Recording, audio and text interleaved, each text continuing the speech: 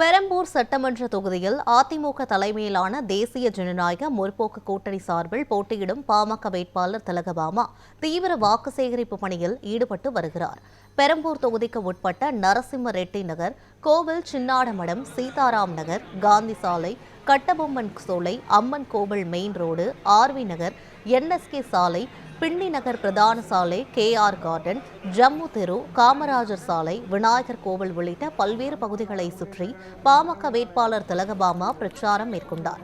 மாலை 4 மணி முதல் இரவு 9 மணி வரை நீடித்த இந்த தீவிர பிரச்சாரத்தில் வேட்பாளர் திலகபாமா வீடு வீடாக சென்று பொதுமக்களை சந்தித்து மாம்பழ சின்னத்திற்கு வாக்களிக்குமாறு கேட்டுக்கொண்டார். அவர்களின் தேவைகள் மற்றும் குறைகளை கேட்டறிந்ததுடன் தேர்தலில் வெற்றி பெற்றால் மேற்கொள்ளப்படும் வளர்ச்சி திட்டங்களையும் எடுத்துரைத்தார். இந்த பிரச்சாரத்தில் ஏராளமான கட்சி நிர்வாகிகள் மற்றும் தொண்டர்கள் கலந்து கொண்டனர். பொதுமக்கள் மற்றும் பெண்கள் திலகபாமாவுக்கு மலர் மாலை அணிவித்து ஆரத்தி எடுத்து மலர் தூவி சிறப்பான வரவேற்பு அளித்தனர்.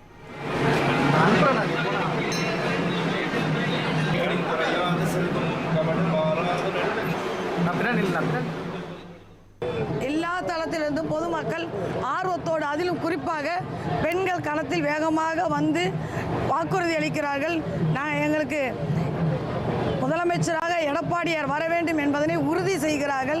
அந்த வகையில் பெரம்பூர் சட்டமன்ற தொகுதி இன்றைக்கு தேசிய ஜனநாயக கூட்டணி கட்சிகளின் அங்கத்தில் ஒன்றாக 234 சட்டமன்ற தொகுதியில் ஒன்றாக இது வெற்றி பெறும் என்று உறுதியளிக்கிறோம்.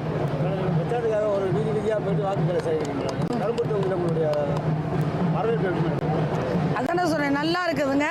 மகளிர் ரொம்ப ஆர்வமாக இருக்கிறாங்க.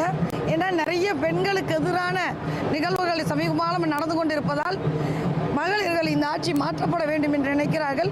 பெண் வேட்பாளராக இருப்பதால் அவர்கள் உரிமையோடு வந்து பேசுகிறார்கள். மகிழ்ச்சியோடு அதை எங்களை ஏற்றுக்கொள்றதில் அந்த இடத்துல இருக்கிறாங்க. பாமக சார்பாக ஒரு பாட்டு வெளியிட போகிறதுன்னு சொல்கிறாங்க. அந்த பாட்டு எந்த மாதிரி இருக்கும்?